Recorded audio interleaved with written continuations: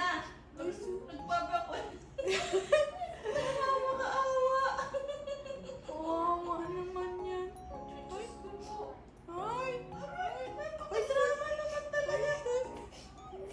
Mama, ma.